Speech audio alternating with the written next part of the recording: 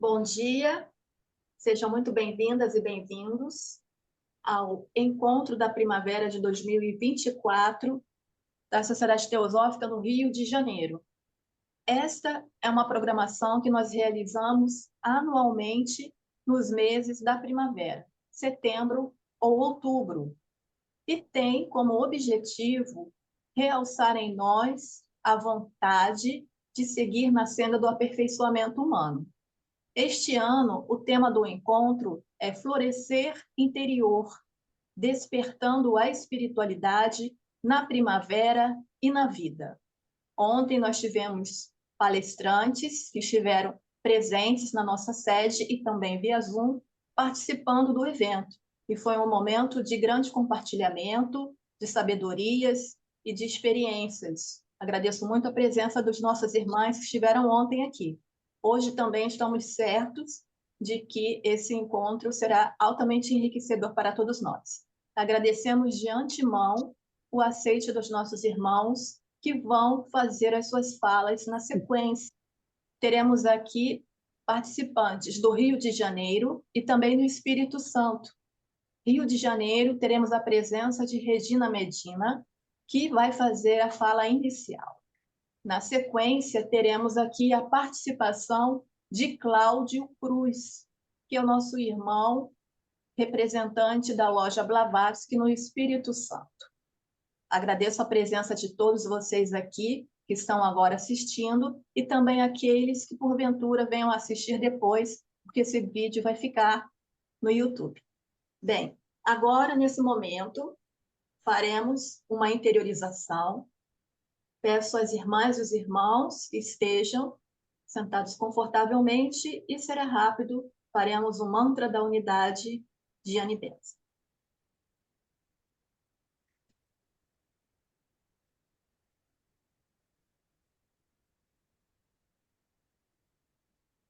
Ó vida oculta que vibras em cada átomo, ó luz oculta que brilhas em cada criatura, ó amor oculto que tudo abranges na unidade.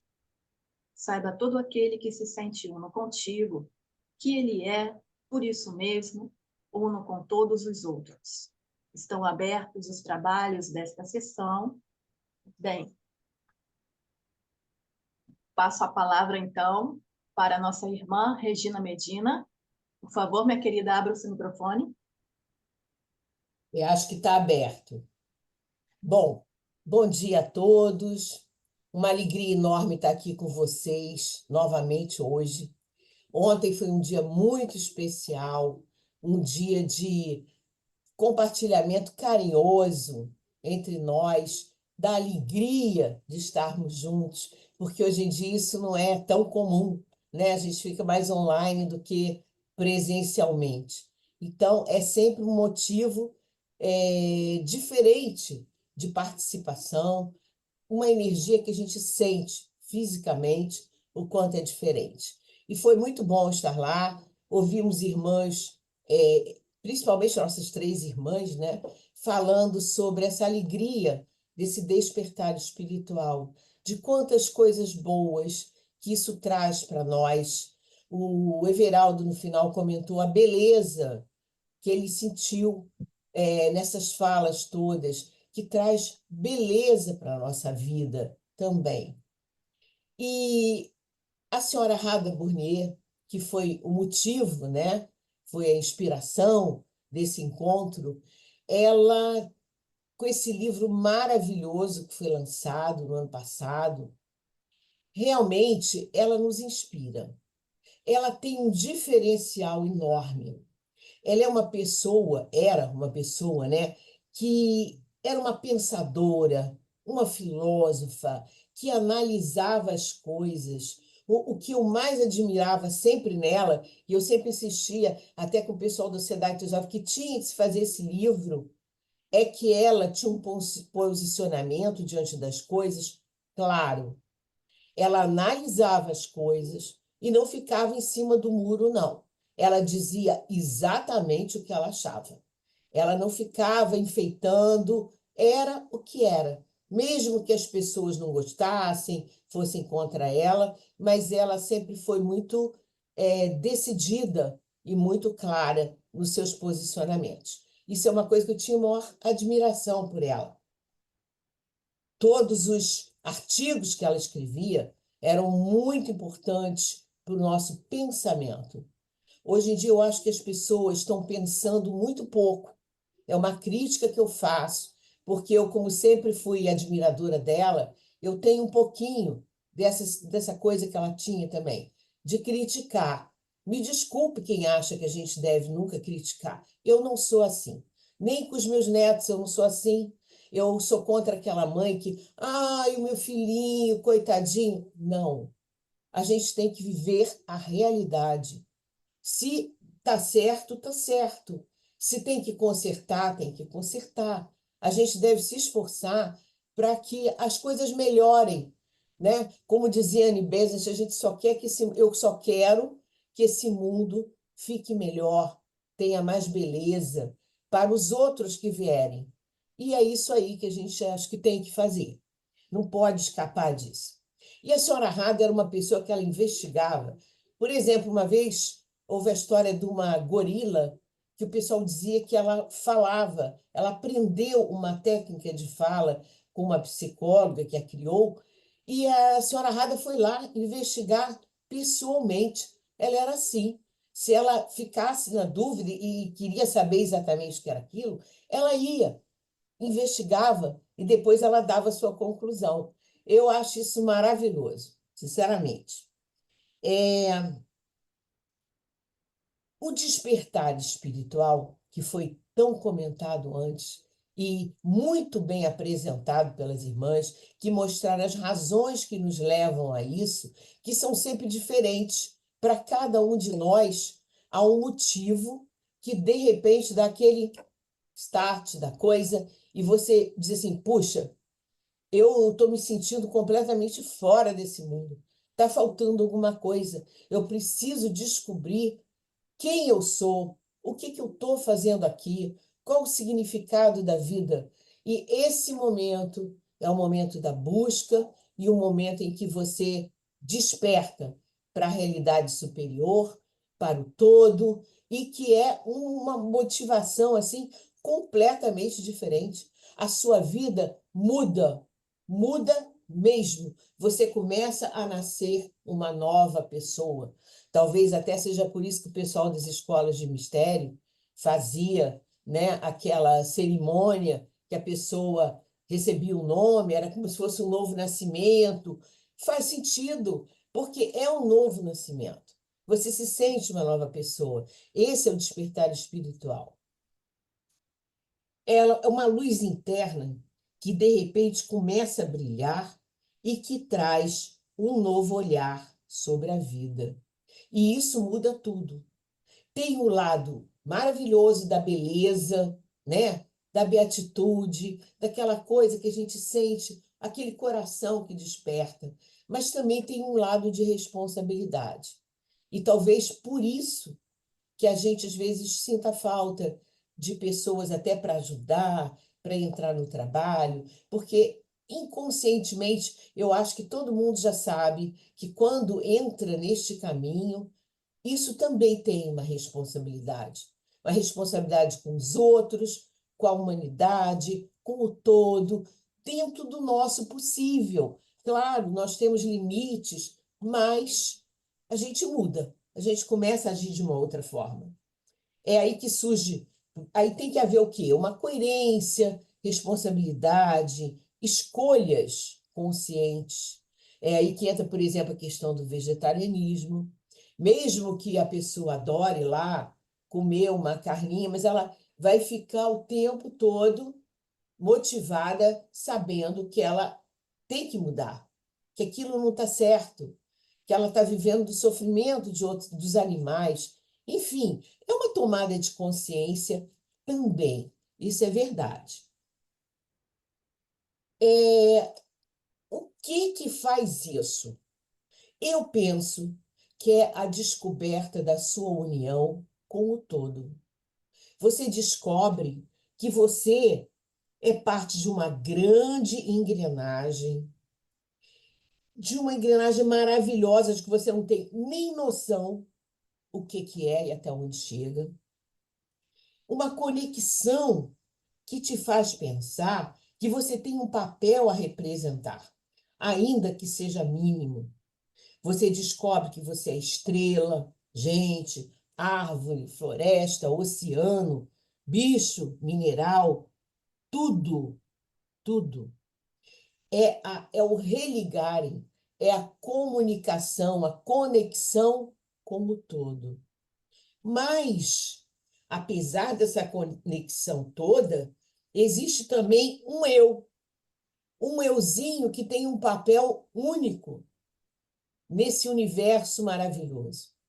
E esse papel é você que vai descobrir como é que ele será representado. Aí, aí que você vai buscar e você vai achar o mapa, né, de como é que você vai seguir este caminho? Como você vai melhorar essa tua nova descoberta? Aí que você vai descobrir, por exemplo, as nobres verdades, a escada de ouro, o que podemos e o que não podemos ou devemos mudar, como diz São Francisco de Assis. Descobrir aquilo que eu posso mudar, o que eu não posso mudar, o que eu devo aceitar e o que eu tenho que mudar.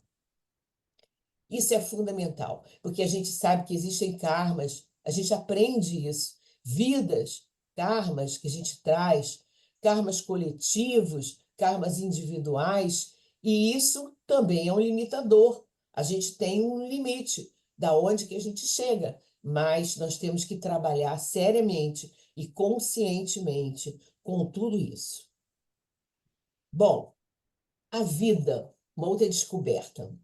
A vida é preciosa. A vida é importantíssima. É uma oportunidade única. Eu repassei outro dia aí pelo WhatsApp uma coisa que eu já tinha visto num vídeo da BBC que chamava A Corrida pela Vida.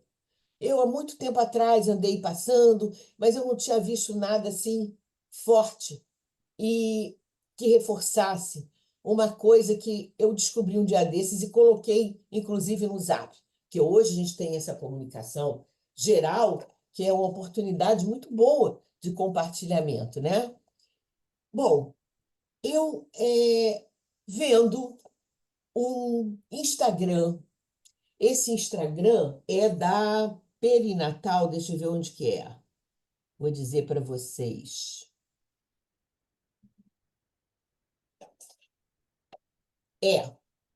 É do Instituto Perinatal Parental. E diz o seguinte: estudos recentes afirmam o espermatozoide mais rápido não é o que ganha a corrida. Eu já sabia disso. Esse tal desse vídeo da BBC, desse estudo, já vinha mostrando isso. Embora sejam muitas oportunidades de encarnação que a gente via ali na tal corrida, né? Aquele que entra no óvulo, aquele para o qual o portal se abre, ele tem uma espécie de uma senha. A porta de entrada só vai abrir para aquele ali. Gente, olha que coisa impressionante isso, que coisa espetacular.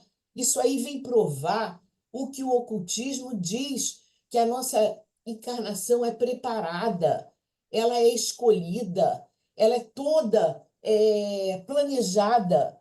E chega um momento que você vem, está na hora de você baixar aqui no planeta. E esse estudo vem provar que isso é real. Não é imaginação, nem é conversa das sabedorias antigas. Há um motivo para que aquela entidade encarne, aquela que está programada para isso. Eu achei isso espetacular e mostra o quanto que a nossa vida é preciosa, essa oportunidade que nos é dada no meio de tantos outros que estão buscando essa oportunidade também. Apesar de todas as dificuldades do viver, A vida é uma bênção, uma oportunidade de evolução incalculável. Mas viver é muito difícil, não é fácil, não. A história mostra o quanto. Entre perdas e ganhos, lá vamos nós evoluindo, aprendendo a construir, a conviver, a nos protegermos, nos alimentarmos, nos curarmos. Inúmeras dificuldades nos impeliram adiante.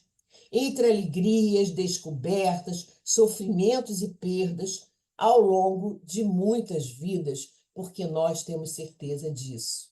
Nós que estudamos essas coisas. Outra coisa que também é muito forte é a gente pensar que esse mundo é feito de luz e sombra. A gente não pode ficar sonhando, pelo menos nesse nível de evolução. Não sabemos se há outros mundos, eu acredito até que sim, melhores do que esse e com outras exigências, com menos problemas do que esse aqui. Mas aqui, no nosso campo de ação, não é fácil, não. E nós vamos sempre nos defrontar com luz e sombra, que é para a gente não ter preguiça, que é para a gente ter que escolher, ter que andar, ter que evoluir. Então, não adianta a gente ficar sonhando, puxa, vai existir um mundo maravilhoso. Sonhar, sim, sempre é bom sonhar, sempre é bom imaginar e criar esse mundo mental. A gente vai plasmando isso, mas a gente também tem que estar com o pé no chão de que a nossa realidade não é bem assim, não, né?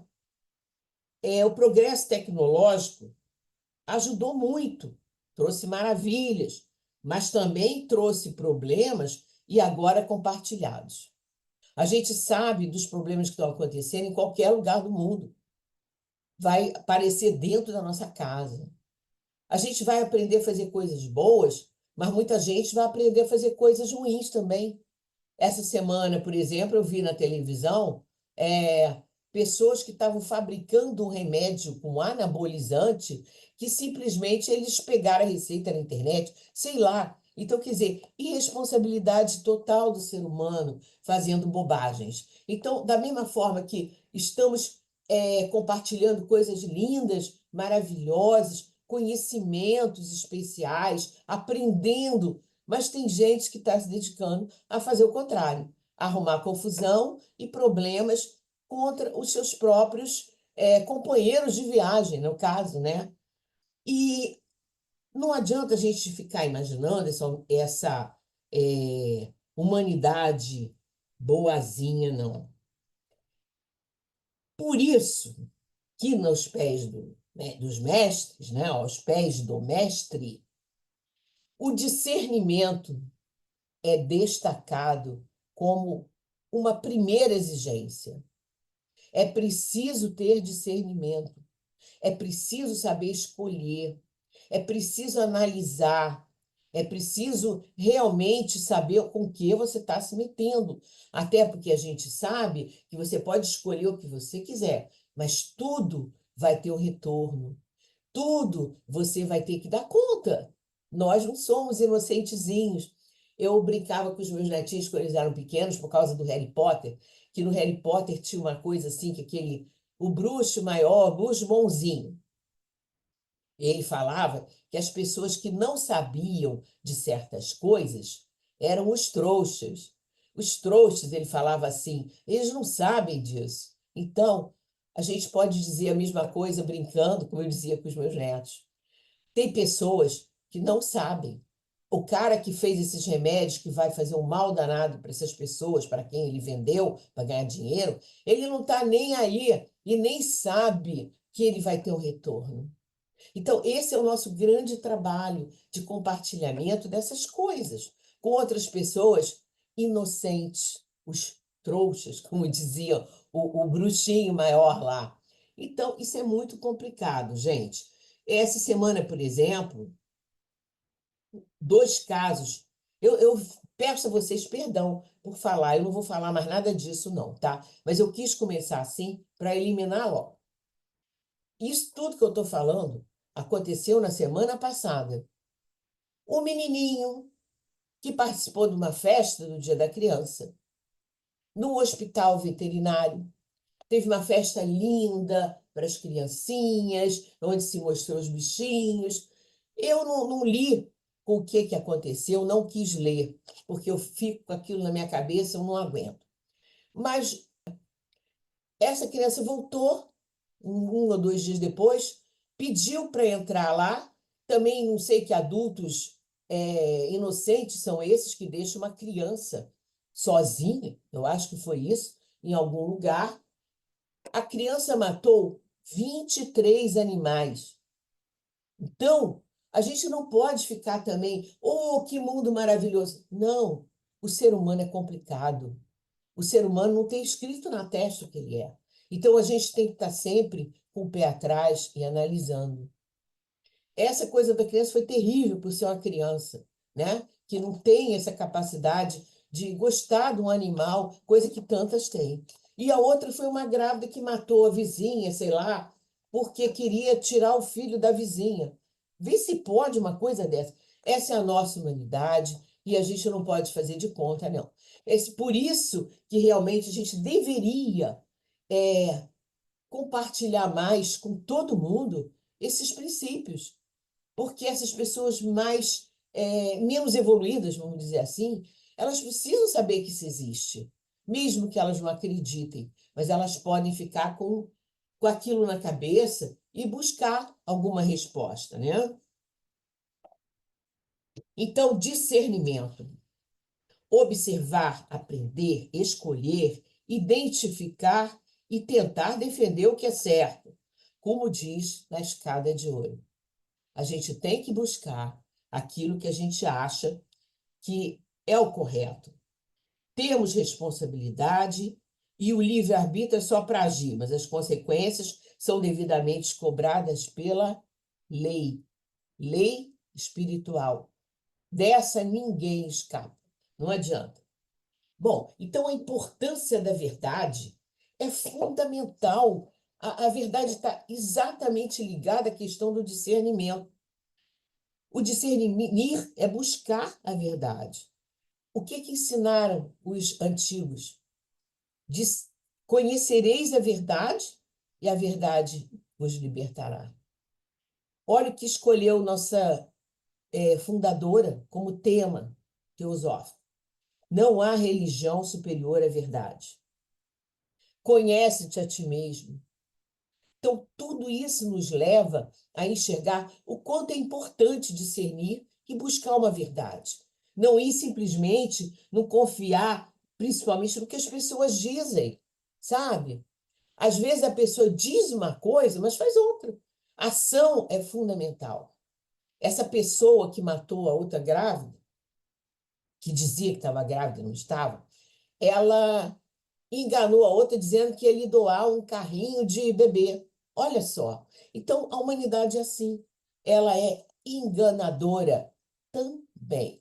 É luz e sombra ao mesmo tempo e nós no meio, procurando o nosso discernimento. O ser humano pode ser maravilhoso, trazer coisas maravilhosas para a humanidade. O pessoal que descobriu coisas de cura, que fez. Por exemplo, admiro demais quem criou uma máquina de lavar roupa, sinceramente, que me deu a oportunidade de ter um tempo de fazer outras coisas. O outro que descobriu o ar-condicionado, que nos dá uma paz no verão daqui do Rio de Janeiro, que é uma coisa horrorosa. Então, existem pessoas maravilhosas que só pensam o bem, mas infelizmente não é sempre assim. Então, a gente não pode esquecer dos conselhos, daqueles conselhos assim, orai e vigiai, da plena atenção, diferenciar palavras de ações. Bom, nós, aqui na Sociedade Teosófica, somos um grupo abençoado. Nós temos que agradecer muito, porque nós conseguimos, nessa encarnação, encontrar pessoas que claramente têm afinidade conosco. E sabe-se lá desde quando. Muitas vezes são irmãos que nós já encontramos em outras ocasiões. Então, eu considero isso uma bênção. Mesmo que a gente pense diferente, mas o nosso ideal é o mesmo. Nós podemos até errar na forma de ser, nas escolhas, mas a gente vai acabar se consertando porque a meta é a mesma. E a meta é sincera, ela está dentro do coração, ela veio do despertar que aconteceu em nós em algum momento. Então, nós tivemos essa felicidade de encontrar pessoas com quem partilhar e conviver. Bom, outra coisa, eu gosto demais daquele xamã, daquele Dom Juan. E ele dizia o seguinte: se você for escolher um caminho, veja se este caminho tem coração. Se não tiver coração, não serve. E é verdade. Nós escolhemos a Sociedade Teosófica com o coração. Ela nos chamou, embora mente também, mas principalmente o coração. Este caminho tem coração, com certeza. Nós buscamos e encontramos nossa família espiritual e tentamos levar adiante o nosso ideal. Tudo indica que o amor é a finalidade do trabalho espiritual, a unidade da vida. E, mesmo com a confusão deste número, ou deste mundo, tudo tem uma razão de ser. Nós sabemos disso. A sabedoria nos ensina que acaso não existe. Devíamos criar um espaço dentro de nós de paz e de amor. É possível, sim. Meditar, orar, encontrar esse espaço silencioso dentro de nós. Lembra um livro que o professor Murilo escreveu, que chamava-se O Olho do Furacão. É exatamente esse o nosso espaço, que a gente tem que buscar. Nós temos aquele espaço de paz, onde está tudo certinho, e em volta pode estar um furacão, mas nós estamos no meio, e nós não vamos nos deixar afetar pelo furacão. Nós não seremos afetados. Eu acho essa imagem linda que o professor Murilo colocou no livro dele. Então, nós nos colocando nesse olho do furacão, né? Nesse mundo cheio de problemas, nós recarregamos nossas energias espirituais para podermos atuar no mundo da melhor forma possível. E, muitas vezes, com muita alegria, que nem o pessoal ontem descreveu, a nossa irmã Senira falou do crochê, que era tão importante na vida dela e que ela voltou a fazer. Eu também gosto de fazer minhas costurinhas. Aquilo para mim às vezes é uma meditação, é um momento que eu estou comigo. Eu gosto de fazer minha dança, eu gosto de estudar. Tudo isso, eu estou ali no meu olho do furacão e estou recarregando as minhas baterias, porque a gente tem que fazer isso também. Senão o mundo tira as nossas energias com tantas coisas ruins. Isso é importante. Dizem que a beatitude mora no coração do universo. E parece que é verdade. Essa é a mensagem que a gente tem nesse tal ponto zero, olho do furacão que nós temos dentro de nós. Mas e como é que fica a responsabilidade com todo e com a vida e com o universo? Bom, eu acho interessante que a Annie Besant e a Radha Burnier falam numa lei do sacrifício. Gente, isso é uma coisa muito interessante, que merece um pensamento também. Bom, primeiro diz Annie Besant, nada de valor pode ser obtido sem um sacrifício correspondente. Ela diz isso na doutrina do coração. E diz também uma frase antiga: somos somente ladrões se não retribuirmos as dádivas recebidas da própria vida. Essa mensagem é muito forte e muitas pessoas nem pensam nisso. Nós devemos retribuir o enorme sacrifício que recebemos de muitos de outros seres, de outras vidas, da parte vegetal, da parte animal, enfim, e até dos nossos antepassados. Quando você pega a sua árvore genealógica e você vê de quantas pessoas você herdou todo um código genético, né? Toda uma identidade de vida, essas pessoas sofreram, essas pessoas tiveram que ultrapassar suas dificuldades, tiveram que crescer, tiveram que sobreviver, inclusive, para que você hoje esteja aqui vivo. Quantos não tiveram essa oportunidade? Nós que estamos mais velhinhos, puxa, que coisa boa! Nós estamos aqui com essa idade porque a própria humanidade conseguiu fazer coisas importantes e boas que nos trouxeram até aqui. Antigamente, na época da Idade da Pedra, os seres morriam com 30 anos no máximo. Depois passou para 40, 50. Hoje a gente já tem aí uma expectativa de vida que nós estamos vendo pessoas. Ontem, por exemplo, o show que a nossa irmã Semira deu na idade dela, entendeu? Linda, maravilhosa, com uma mente lúcida, pensando e compartilhando. A gente tem que ter gratidão por tudo isso que a gente recebe. E não só ter gratidão de palavras, mas tentar doar um pouquinho do que a gente puder. Porque a gente também tem os nossos limites, claro, né? Então, nós temos uma responsabilidade com o todo. A interdependência é real desde o nosso nascimento.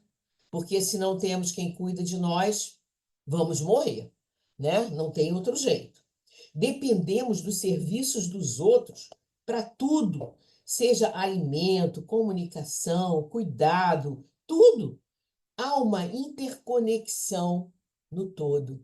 E essa interconexão precisa ser respeitada, apreciada e melhorada o tempo todo. No passado, os seres humanos faziam o tal do sacrifício, o sacro ofício, oferecendo o que eles achavam que tinham de melhor para os deuses. Então, se sacrificava animais, se sacrificava até gente, né? A colheita, coisas da sua colheita, e eles achavam que com isso eles estavam agradando os deuses e se protegendo. O que, afinal de contas, era apenas uma barganha, vamos combinar, né? E também o tal do sacrifício sempre era o outro que ia ser sacrificado. Fosse um animal, fosse uma pessoa, até filhos. A humanidade, no seu passado, sacrificava filhos. Isso é verdade, isso não é mentira, não. Coisas que escondem da gente, mas é real. Então, a gente vê como caminhamos ao longo desse tempo, né? Hoje, nós sabemos que o sacrifício é autossacrifício. Ele tem que vir de nós. É aquela mãe que se sacrifica pelo filho. É aquela pessoa que dá o seu trabalho, que doa o seu tempo, que doa o que ela tiver para doar, seja lá o que for.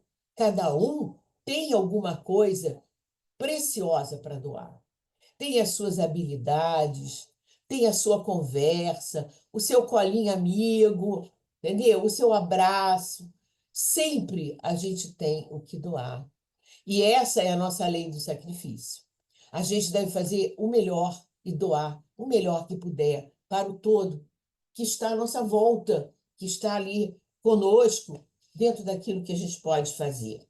E não é mais nenhuma barganha, não. É simplesmente uma gratidão à fonte, gratidão à vida. E aí que entra o serviço, o altruísmo, o amor, a via do coração. Os nossos dons têm que ser doados de alguma forma. Pode ser no campo material, emocional, mental ou espiritual. Conhecimentos, talentos, curas, cuidado, compartilhamento, dinheiro, Tudo é importante. Nós vimos nas enchentes do Rio Grande do Sul como foi importante a ajuda. E cada um deu o que tinha. Teve gente que emprestou um helicóptero, teve gente que pagou coisas e mandou, teve gente que coletou nas associações que frequentava, e teve gente que viajou para lá, que era aquele pessoal mais sarado, que tinha mais saúde, e que deu o seu físico para ajudar a salvar pessoas e animais no meio daquela enchente. Também teve o lado sombra. Teve aquele pessoal que aproveitou para entrar nas casas para roubar. Mas é assim. A gente tem que viver sempre entre a luz e a sombra. Mas a gente tem que fazer a distinção. O que é luz. O que é sombra. E agradecer essas pessoas que se doam de alguma forma, seja lá da forma que for. Eu lembro que os irmãos de Vilas Boas, eles têm um livro que eu adoro. O pessoal que me conhece já sabe, mas é verdade. Tem uma história dos índios que eu acho fantástica, sensacional, que umas criancinhas, um dia, botaram fogo na aldeia. Foram brincar com o foguinho e tascaram fogo na aldeia, mas inocentemente. E aí aconteceu uma coisa incrível que eles descrevem. Eles falam, nossa, vão bater nas crianças, vai ser uma coisa horrorosa. Não.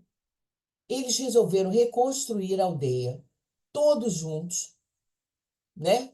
Dando as suas mãos, cada um trazendo o que podia, e os homens trabalhando, construindo as casas, as mulheres fazendo as comidas com aquilo que elas tinham. E eles falaram o seguinte: isso aconteceu porque nós estamos desunidos. Os deuses fizeram duas crianças inocentes botarem fogo nessa aldeia porque era para chamar a nossa atenção, para dar uma sacudida, para a gente ver o quanto é importante a nossa união. E eu fico pensando, será que não é isso que às vezes acontece também quando tem uma enchente, além, lógico, da irresponsabilidade humana, que a gente sabe como é que é. Mas também tem esse lado da sacudidela. Gente, olha aí, vocês precisam se cuidar mais, precisam cuidar mais do ambiente, precisam cuidar mais um do outro, precisam estar mais presentes na vida das pessoas. Existe também esse aspecto, isso é verdade. Bom, mas se não podemos fazer coisas grandes, façamos as pequenas, mas com perfeição, doação e capricho. É o que importa. Não interessa o tamanho do ato. O importante é praticar alguma coisa de bom. Cuidar de uma criança, de um doente, qualquer coisa, dos animais, tudo tem um valor enorme. Dons devem ser compartilhados. É isso, gente. Isso é o que eu tinha a dizer. E eu vou pedir ao Sérgio para colocar um vídeo que eu acho que é muito lindo e que encerra essas coisas que eu conversei com vocês nesse despertar de primavera, primavera espiritual dentro de nós, dessa conexão com o todo. Paz a todos os seres, a paz esteja convosco. Namastê, Shalom, Salam Aleikum. É o que a gente quer. Namastê, minha irmã. Estamos aí aguardando o Sérgio fazer o compartilhamento, então, tá? Muito obrigada por sua fala, minha querida. Excelente a sua apresentação. Muito bom. Que Sérgio bom. Fernandes, pode Eu fazer o tive falado umas compartilhamento. coisas mais dolorosas um pouquinho diferente de ontem, que foi tão gostoso, que foi tão a beleza no universo, mas faz parte, não tem jeito, a gente tem que examinar as coisas.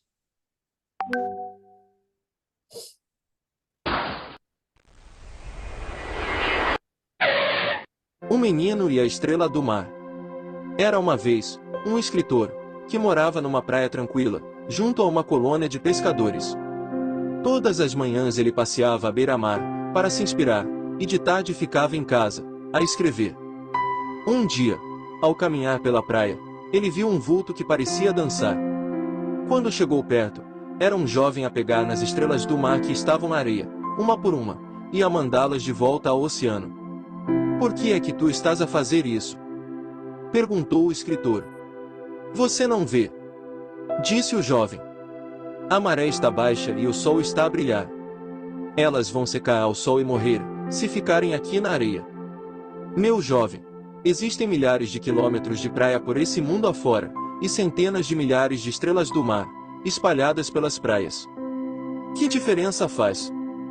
Tu atiras umas poucas de volta ao oceano, mas a maioria vai perecer de qualquer forma. O jovem pegou uma estrela na areia, atirou-a de volta ao oceano, olhou para o escritor e disse: para esta, eu fiz diferença. Naquela noite, o escritor não conseguiu dormir e nem sequer conseguiu escrever. De manhãzinha, foi para a praia, reuniu-se ao jovem e juntos começaram a tirar estrelas do mar de volta ao oceano. Pode uma pequena história influenciar e mudar o pensamento, a determinação de alguém? Sim, sem dúvida.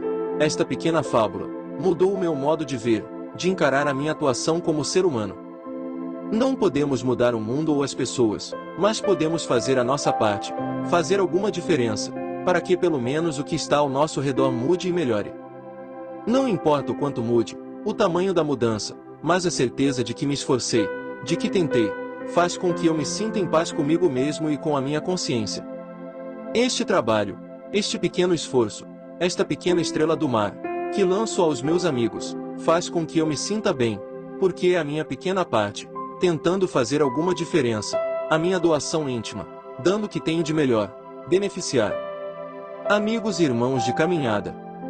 Se uma pessoa que seja, se sentir bem com este vídeo, se estas palavras penetrarem em algum coração, um único que seja, então terá valido a pena. As mensagens aí estão. As palavras de luz, dos mensageiros do alto, enviados de Deus, em todas as épocas e religiões estão aí, à disposição daqueles que quiserem ver e ouvir e se beneficiarem com elas. O que queremos mais?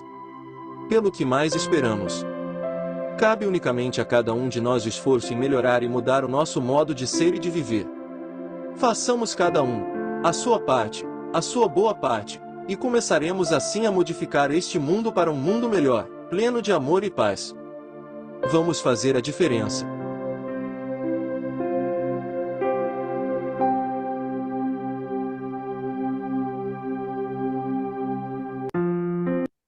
Muito obrigada, Regina Medina, pelo vídeo. Obrigada por sua fala. Obrigada, Sérgio Fernandes, pelo compartilhamento.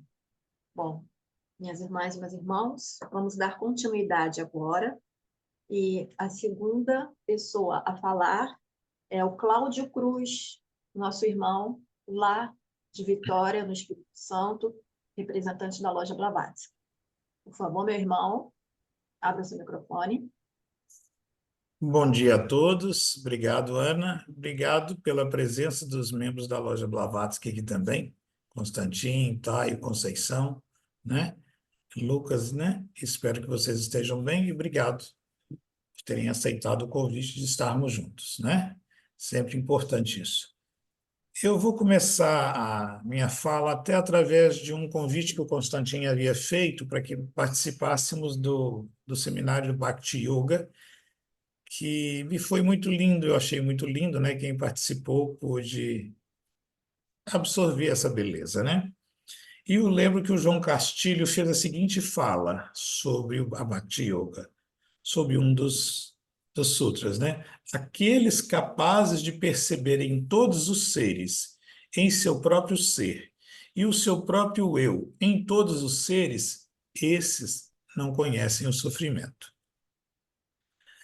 Bastante interessante isso, que a vida ao nosso redor, ela está embasada, né? Ela tem por base a nossa percepção do mundo. Como percebemos o mundo e como ele reage em nós.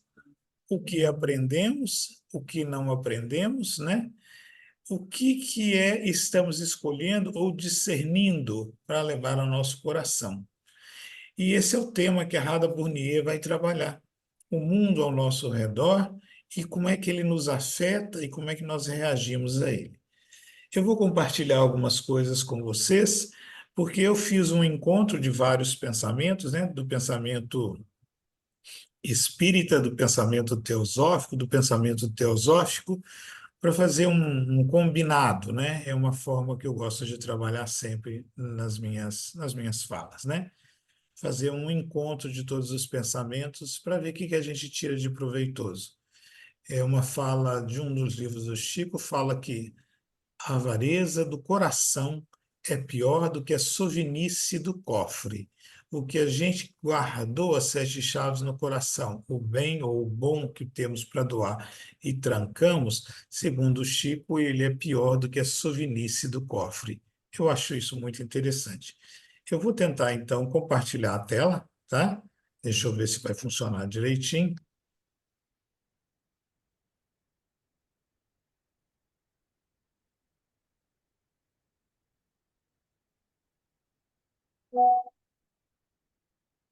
Consegui compartilhar? Sim, só não está em Essa tela, é a leitura do mundo, né? só não está em tela cheia, mas dá para a gente ver. Deixa eu abrir tela cheia.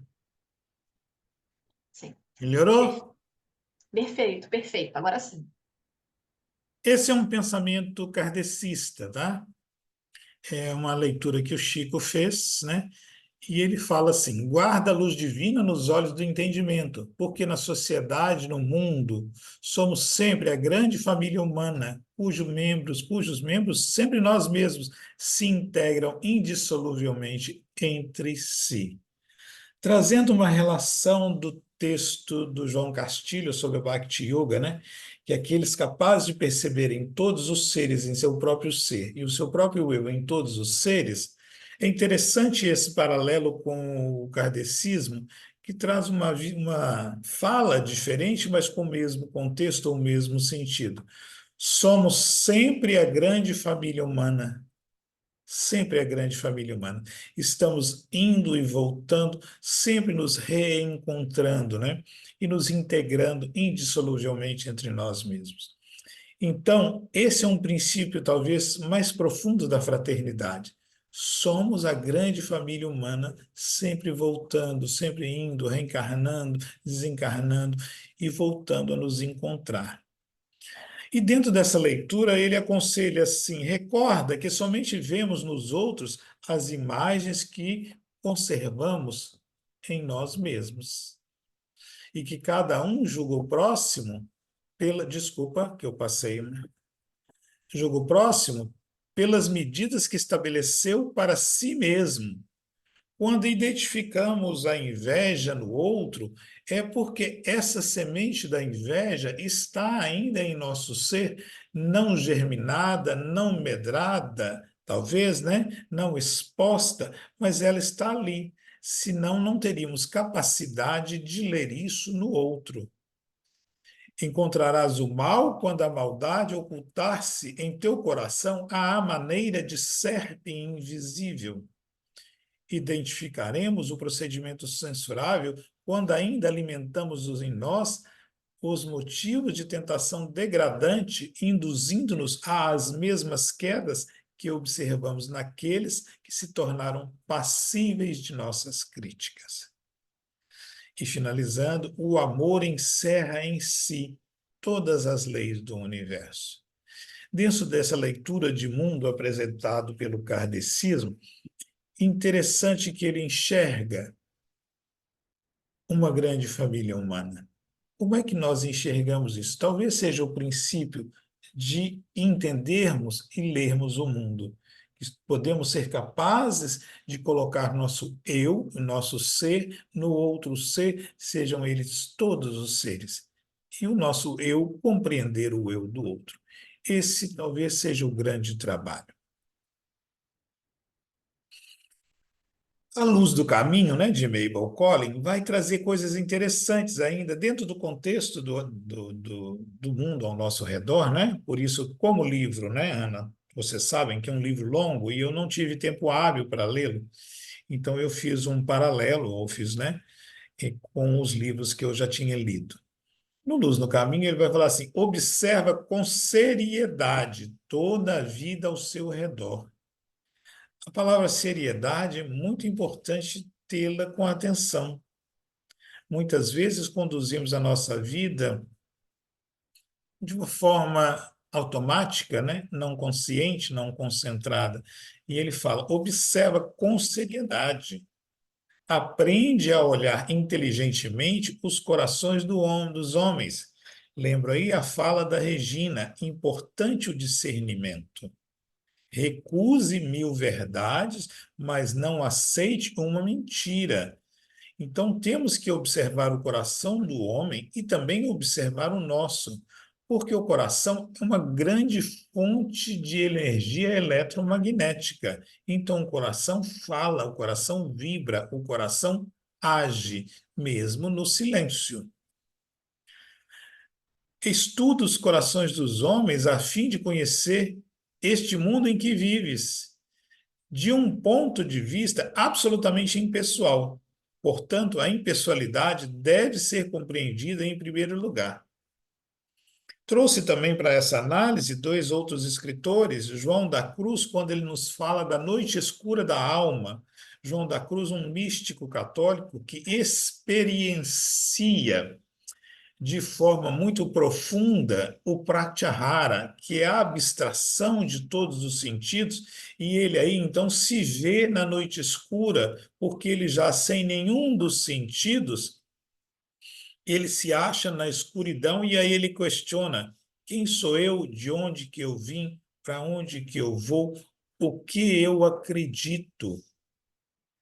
Mas ele acha ali uma luzinha que brilha, e é ali que ele se segura.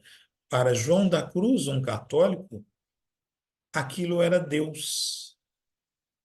Para nós, talvez teosofistas, ou nós esotéricos, seja ali a chispa divina, né? A expressão do divino no ser humano, e ele se agarra ali. Ele se agarra ali e começa a conhecer o mundo interno e o mundo externo. Homem, conhece-te a ti mesmo e conhecerá o universo e os deuses. E ali ele se agarra, também ainda no Luz no Caminho, né? Quando nós estamos no limiar da iluminação, aí está talvez o grande perigo, porque daí de cima também pode esse homem, já no limiar da iluminação, cair.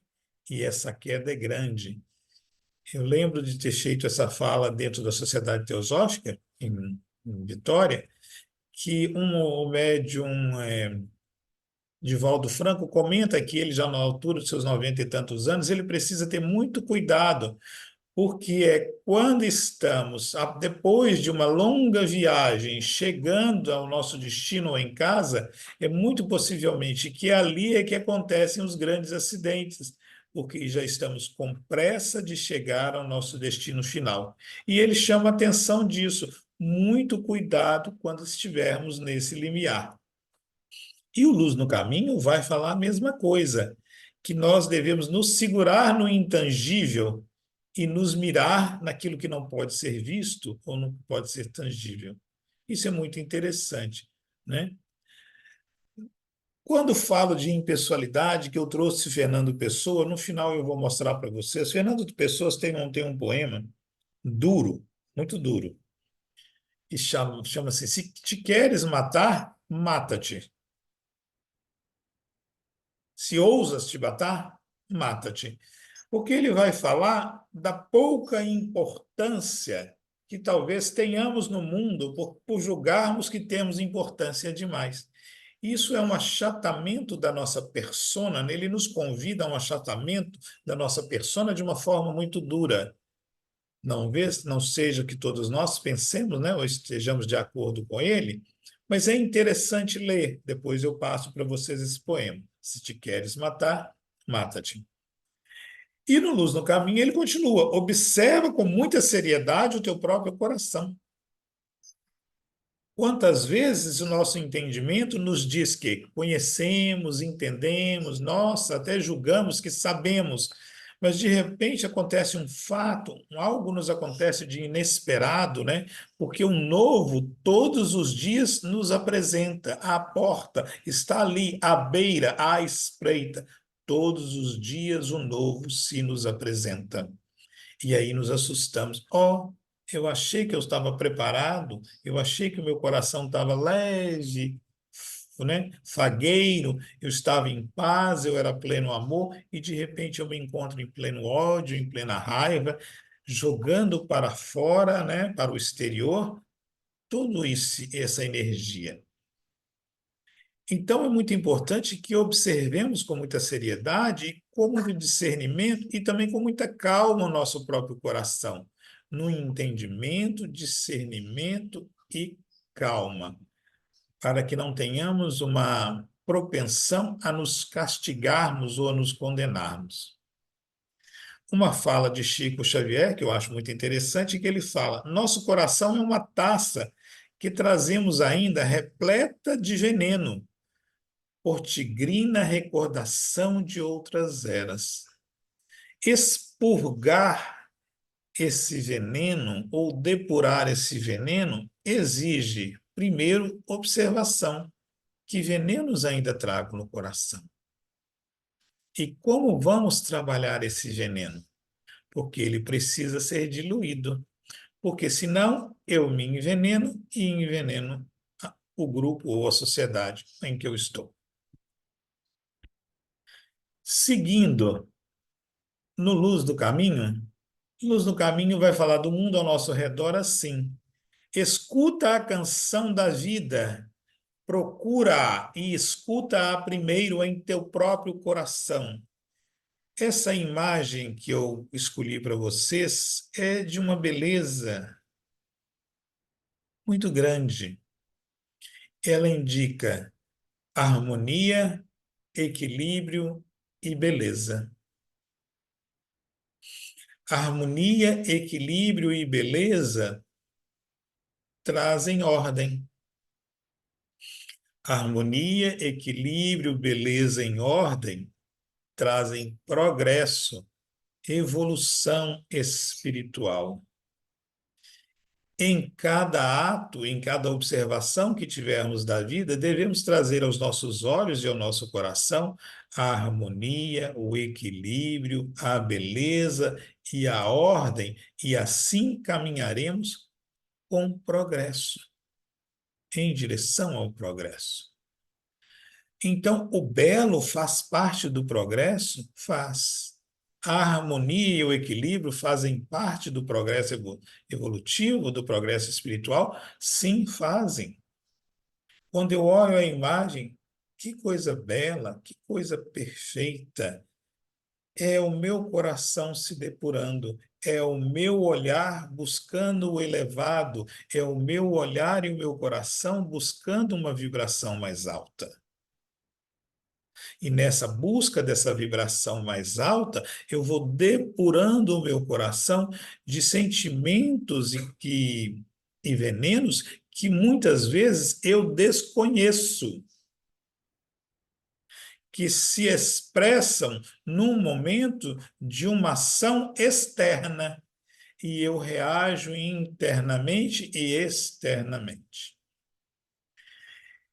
Ele fala ainda, Mabel Collins fala: guarda na memória a melodia que ouvires, aprende dela a lição de harmonia. Aprende da vida que és parte da harmonia. Aprende dela a obedecer às leis da harmonia. Somos parte de uma grande sinfonia. De uma grande sinfonia. Cada um em seu diapasão, buscando o encontro da perfeição da expressão da música divina. E por isso ele nos convida: aprende dela a obedecer às leis da harmonia. Porque aquele que escolhe o mal se recusa a olhar para dentro de si. O poema de Fernando Pessoa, né, ele está sobre o pseudônimo de Álvaro de Campos, é esse, muito duro. Quando vocês que tiverem um tempo, pesquisem. Fernando Pessoa foi uma pessoa, né, bastante importante para a sociedade teosófica, né? Então vale a pena lê-lo. Leiam com discernimento, né, com o coração suave, porque o poema é duro. Ele fala: se te queres matar, por que não te queres matar? Ah, aproveita que eu, que tanto amo a morte e a vida, se ousasse matar-me, também me mataria. Ah, se ousares, ousa. De que te serve o quadro sucessivo das imagens externas a que chamamos o mundo? A cinematografia das horas representadas por atores de convenções e poses determinadas? O circo policromo do nosso dinamismo sem fim? De que te serve o teu mundo interior que desconheces? Talvez matando-te, o conheças finalmente. Talvez acabando, comeces. O poema é longo, é duro, mas eu convido vocês a lê-lo. Ele não deixará de trazer um entendimento e uma visão, talvez dura, mas interessante. Como finalização da minha fala, eu queria trazer um pouquinho sobre o conhecimento do chakra do coração, o chakra cardíaco, que em sânscrito ele vai chamar-se Anahata, né? O indiano vai pronunciar Anahata, vai acentuar o A. Ele tem como elemento o ar. Olha que interessante. Ele tem um número de 12 pétalas que gira num sentido horário. Os órgãos dos sentidos dele, a pele, os órgãos a pele, os órgãos de ação, desculpa, as mãos, está escrito errado aí, e o aspecto, o equilíbrio. A energização do centro cardíaco é feito pelo ar, pelo prana, pela respiração. O planeta Vênus é o planeta que rege o centro cardíaco, e o nome interno.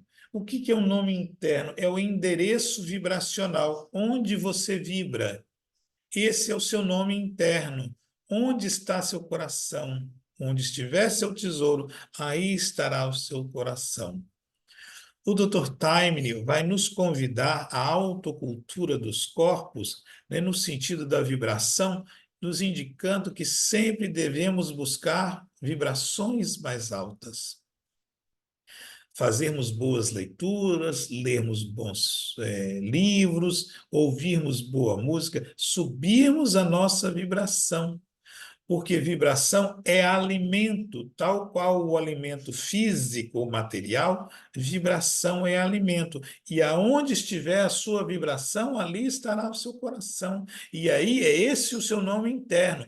Qual é o seu nome? É onde eu vibro. Como é que você chama, fulano? É onde você vibra. O escritor Oscar Wilde, em um dos seus livros, eu não vou me lembrar qual deles, ele conta uma história sobre um assassinato passional. E ele fala que todo crime tem uma vulgaridade, um sentimento vulgar, que era inveja, despeito, um roubo, um ciúme. Então tinha um sentimento vulgar. E aí ele conclui que toda vulgaridade é criminosa. Interessante essa linha de pensamento. Quando buscamos os nossos comportamentos vibracionais, tenhamos consciência daquilo que buscamos pode ser criminoso para mim e para a sociedade onde eu vivo. Lembrando ainda que o coração, segundo a revista Sofia, não vou lembrar qual o exemplar, ele fala que o coração é um grande centro eletromagnético, ou seja, ele atrai e repulsa. Que ele tem mais energia eletromagnética que o próprio cérebro. Então, o que eu quero dizer é que o que o meu coração sente, pensa, ele projeta para o exterior e traz para o interior.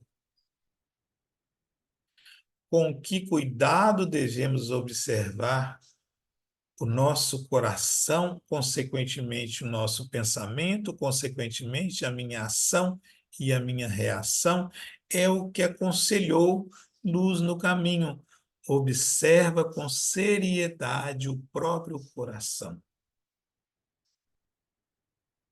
Com tranquilidade, seriedade e talvez didática, uma forma pedagógica, né, e bem didática de observância, acordo, faço a minha meditação, onde eu estou, onde está a minha vibração, onde eu vou com essa vibração no nosso mineirês, onde eu quero chegar, que vibração é essa que surgiu em mim e como ela surgiu, ainda, né, dentro da tradição cristã, né, orai e vigiai.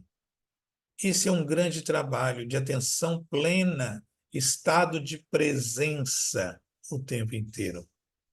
Não é um trabalho pequeno, é um trabalho hercúleo. É um trabalho hercúleo, mas que entramos nesse caminho.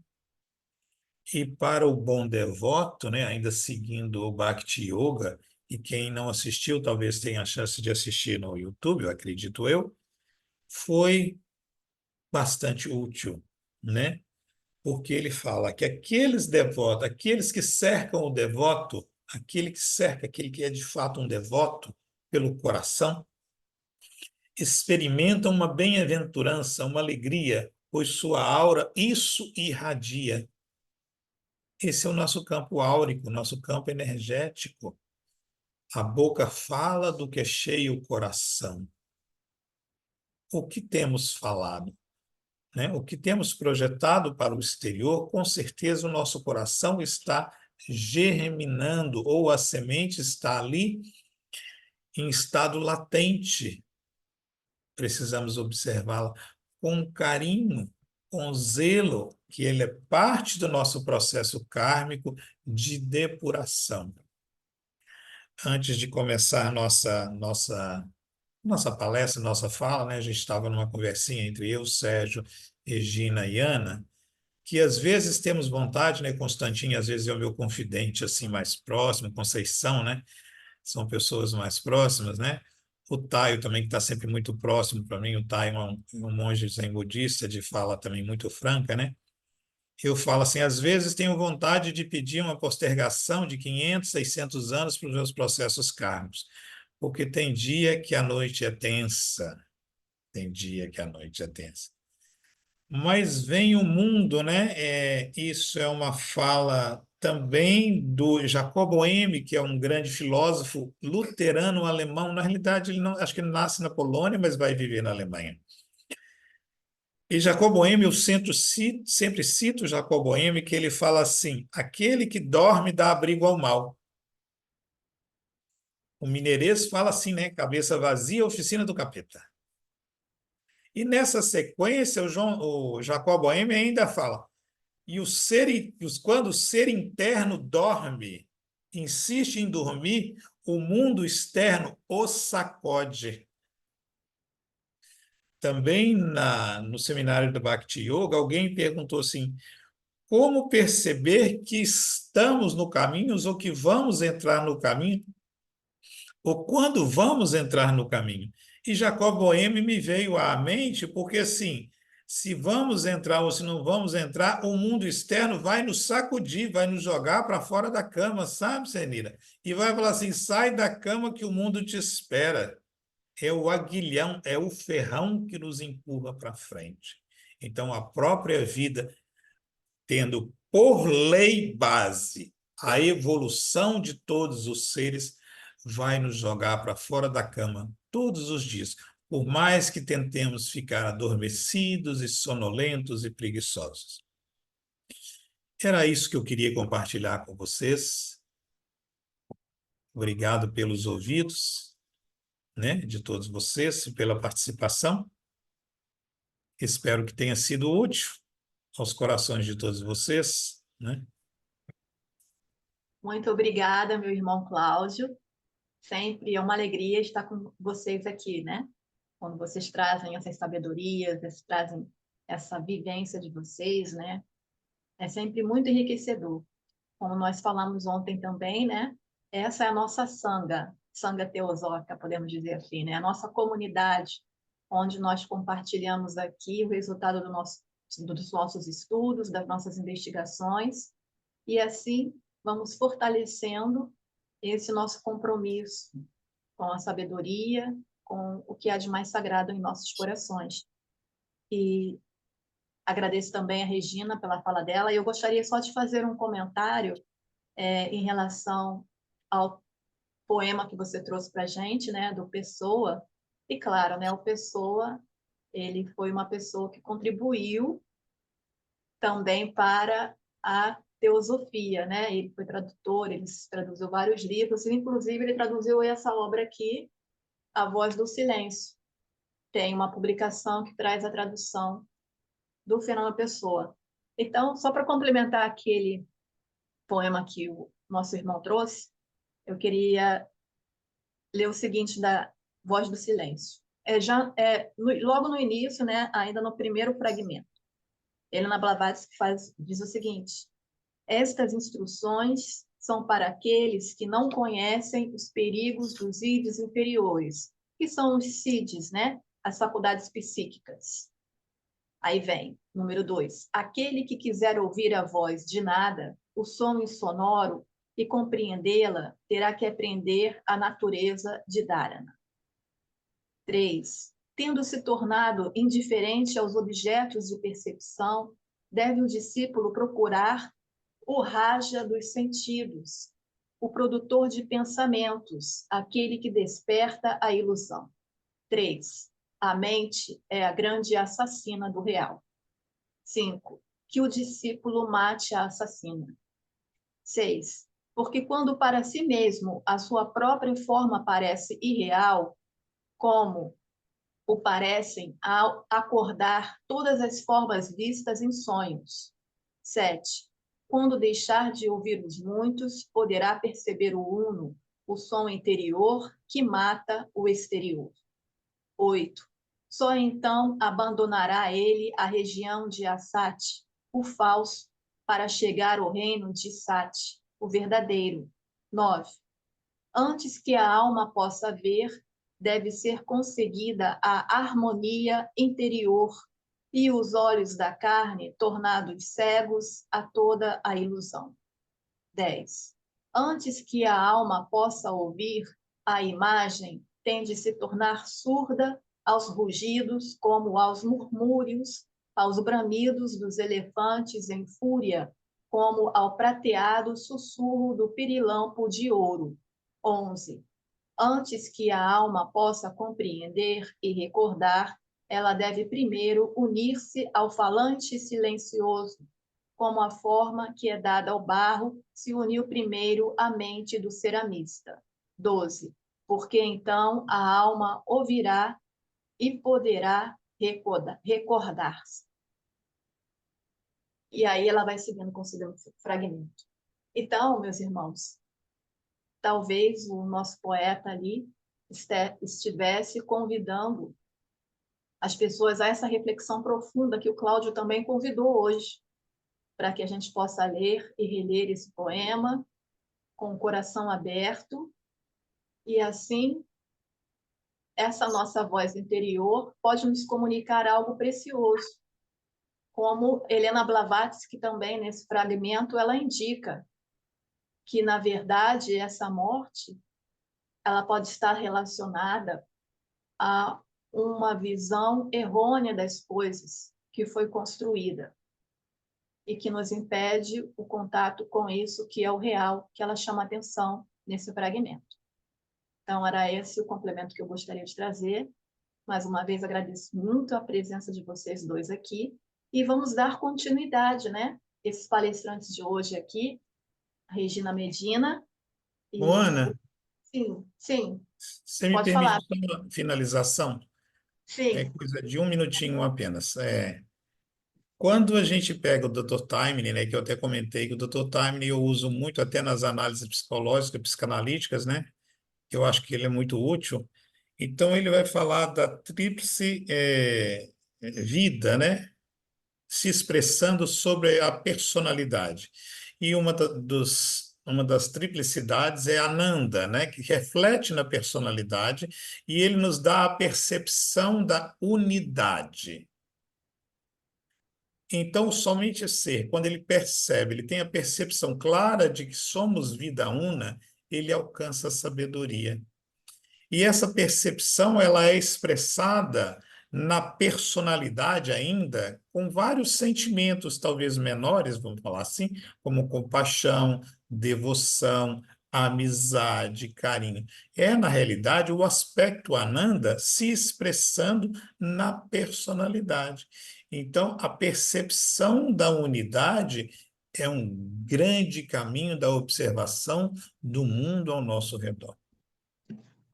Só para eu finalizar, obrigado aos ouvidos de vocês. Obrigada. Então, meus irmãos, era esse complemento que eu queria trazer para a fala do Cláudio, que foi maravilhosa. Ele trouxe aqui muitas reflexões profundas e nós podemos, com certeza, continuar essa nossa investigação, lendo o poema também do Fernando Pessoa, e, claro, com essa percepção profunda, né? Que só a sabedoria perene, que só a meditação, o compromisso mesmo interno com o desejo de ver as coisas como elas são, vai nos proporcionar, né? Então, isso é um trabalho que nós podemos ir construindo. E não tendo, então, nenhum comentário, nenhuma pergunta, nós vamos passar para a próxima apresentação, que a Daphne Pires nos trouxe uma apresentação de dança. Aí eu peço, então, ao Sérgio Fernandes para fazer o compartilhamento, por favor. Sérgio, um pouquinho, espera um momento. Vou passar primeiro para a Daphne, para ela fazer a introdução do vídeo que ela vai apresentar. Daphne, você está em sala, né? Pode falar?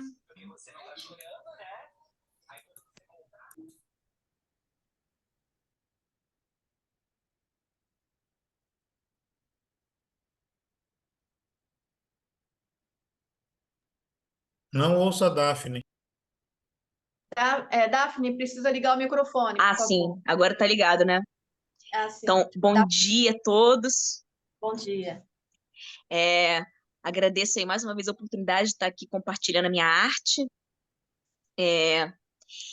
Então, eu vou falar um pouco da dança de hoje, que diferentemente de ontem, que foi um Indian Fusion, essa já foi um tipo de dança do ventre fusionada. Porque qual é que é a diferença? O Tribal Fusion, ele é um estilo próprio de dança que ele tem influência daquelas outras danças que eu falei, né?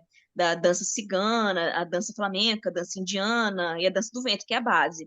E esse a gente pegou, assim, movimentos de dança do ventre, combinamos com algumas coisas, assim, né, que mandou a nossa intuição, que essa coreografia que eu vou apresentar, ela foi uma combinação, uma criação junta com a minha professora e com as minhas amigas, e a gente criou essa dança, que ela é uma dança do ventre, com alguns movimentos do Fat Dance Belly Dance e da dança flamenca, e tem também a presença dos snudges, que são aqueles instrumentos de percussão bastante utilizados na dança do ventre, que a gente fez também um toque de ritmo árabe, e a gente combinou isso tudo.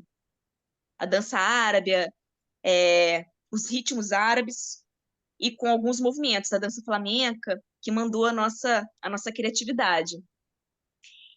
E aí foi isso, né? Eu acabei apresentando, fiz um vídeo dessa coreografia, num local assim que eu achei bonito, e tinha apresentado no evento, agora estou apresentando para vocês. E é isso. Gratidão total e apreciem a dança. Obrigada, Daphne. Então, eu peço ao Sérgio Fernandes fazer o compartilhamento da dança da Daphne.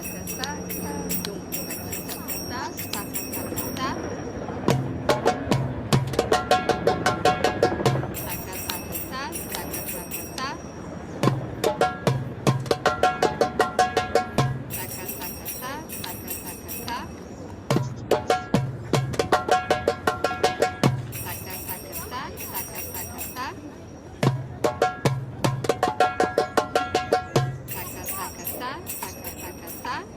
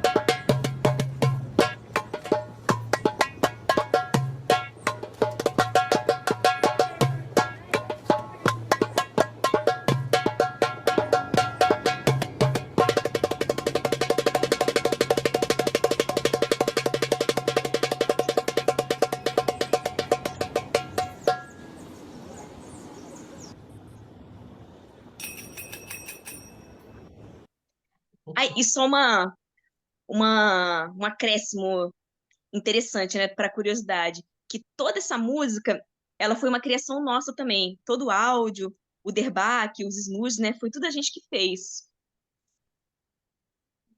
Muito bom. Muita Uma criatividade, criação né? nossa mesmo. Que legal. Muito bom. Parabéns por essa Obrigada. apresentação.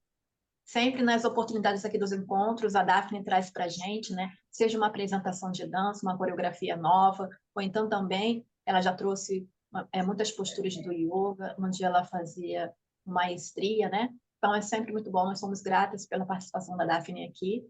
Maravilha, minha irmã. Namastê. E você Namastê. está com uma peça, né? Você quer falar da peça? Oi? Ah, sim, é da peça, né? Então, eu tô ensaiando uma peça junto com a oficina de atores que vai entrar em cartaz agora no dia 7 de novembro e vai ter no dia 21 de novembro também, que a peça ela traz como tema a gravidez na adolescência. Então eu vou estar interpretando a coleguinha da adolescente que fica grávida. E é isso, eles estão todos convidados também para assistir, aí quem quiser é só comprar o ingresso comigo. Maravilha. Que bom, Daphne. Muito obrigada. Bem, meus irmãos, Obrigada a estamos no você. mundo do encerramento do nosso encontro da primavera, né? E assim, agradeço mais uma vez a presença de todos e todas aqui com a gente, né, durante esses 2 dias.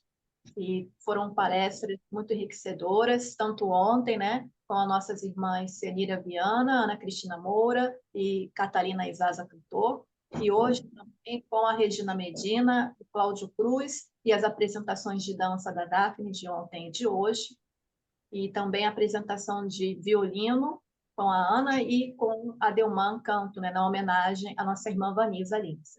Estão todos de parabéns. Muito obrigada. E agora vamos passar para a meditação final, que a nossa querida Miriam Viana vai conduzir a meditação. Miriam, você já está preparada, minha querida? Deixa eu só visualizar você aqui na tela onde você está. Sim, já estou. Ah, já está aqui. Isso. Seja muito bem-vinda, minha querida, na meditação também. Estamos Tudo aí aguardando o seu início. Tudo bem. Obrigada, Ana.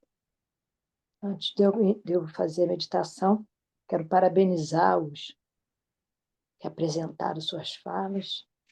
E essa é uma oportunidade imperdível, é nós estarmos juntos, sempre que pudermos, né? Bem, a meditação, então, eu separei para nós meditarmos sobre o Pai Nosso de acordo com a versão em aramaico. Está sendo veiculado e eu achei interessante a gente usar aqui hoje, né?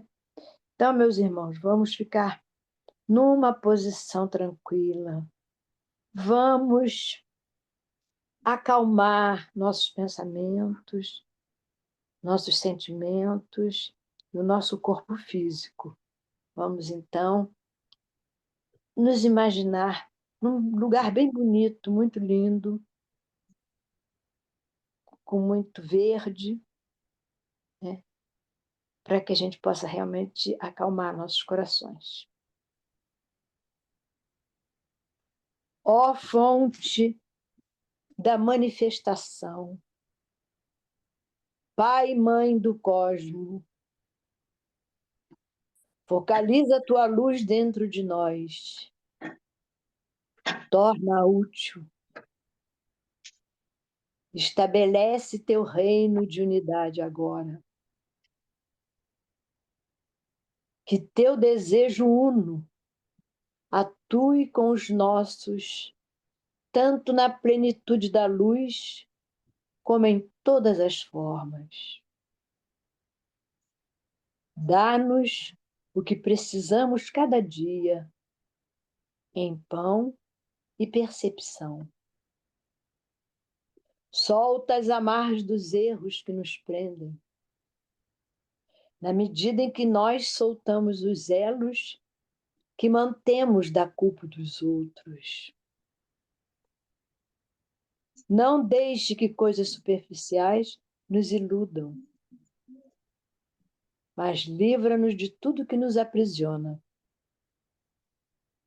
De ti nasce a vontade que tudo governa, o poder e a vida para realizar, a melodia que tudo embeleza,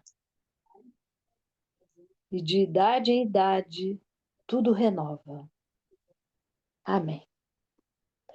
Ó vida oculta que vibras em cada átomo, ó luz oculta que brilhas em cada criatura, ó amor oculto que tudo abranges na unidade. Saiba, todo aquele que se sente uno contigo, que ele é por isso mesmo uno com todos os demais. Assim seja. Namastê.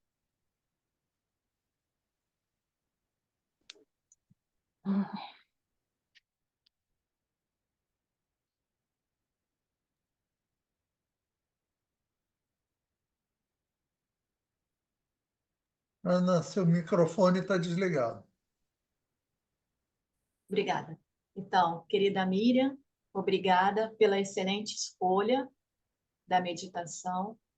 Nos trouxe serenidade, um momento de recolhimento. Muito bom. E, mais uma vez, agradeço a presença de todas e todos aqui. E estamos finalizando o nosso encontro, né, meus irmãos? Namastê. Tenham todos um ótimo domingo. E boa primavera. Excelente primavera. Obrigado. Beijo, Regina, Sérgio. Obrigado aos membros da Loja Blavatsky pela presença. Beijo. Olha, Pessoal foi da- bom Obrigado aos demais. irmãos do Rio de Janeiro, obrigado aos irmãos do Espírito Santo. Foi uma alegria, uma felicidade estarmos juntos nesse final de semana, nesse trabalho maravilhoso. Namastê. Obrigada, A Alice. energia espiritual esteve conosco o tempo todo. Eu não combinei nada com o Cláudio e acabou nem com a meditação, e as coisas se combinam por elas mesmas e a gente vê que a energia está presente. É essa que é a grande verdade. Como esteve presente ontem também. Muito bom Namastê. estar com vocês. Muito bom Beijo. mesmo. Bom te ver, Carlos. Tem muito tempo que eu não te vejo. Ô, meu amado irmão, igualmente. E em breve, gente, em breve estaremos em Vitória, Isso. Em para breve realizar estaremos. o encontro do Rio de Janeiro com o Espírito Santo, né? Com o tema Exatamente. Temperamentos, nos dias 2 e 3 de novembro. Guardem na agenda de vocês aí, meus irmãos. Estaremos Próximo- aguardando com grande expectativa. Vai ser um encontro maravilhoso também. Né, Ana? com irmãos, nossos irmãos lá de Vitória que estão preparando esse encontro. Maravilha, meus irmãos. Muito obrigada aí à Loja Blavatsky, ao Cláudio, ao Constantinho, a todos os irmãos aí, Conceição. Namastê, meus irmãos. E obrigada, Namastê, Nádia, pela Namastê. inspiração. Namastê. Muito linda Até a a apresentação dela, muita alegria, bem primaveril. Muito bom. Até a próxima oportunidade. Até Até. a próxima, Senira. Até a próxima. Estou encerrando aqui, Beijão, tá, gente? Senira. Bom vê-la. Tchau, meus irmãos. Igualmente. Bom Também domingo. gosto Bom muito de domingo. ver. Tchau. Bom domingo a todos. Bom domingo, gente. Bom Tchau, tchau. domingo.